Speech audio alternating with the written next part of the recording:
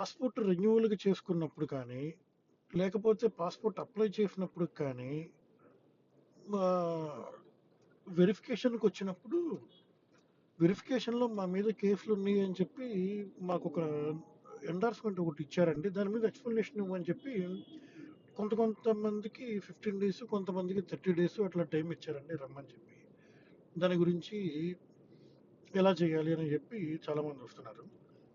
ఒకటండి, వన్స్ మీ మీద గాని ఏదైనా ఒక పీఎఫ్‌లో క్రైమ్ అనేది గాని, రిజిస్టర్ గాని అయ్యుంటే, అది సీసీ అయినా, అవ్వకపోయినా మీరు హైకోర్ట్‌కొచ్చి రిట్టేసుకొని, మీరు ఏ విధమైన కండిషన్స్‌కైనా నేను ఓకే.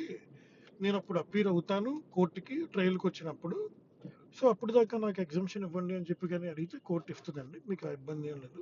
మీరు ఆటోమేటిక్‌గా పాస్‌పోర్ట్ రెన్యువల్ అయితది. లేదా కొత్త పాస్‌పోర్ట్ కావాలన్నా వస్తది.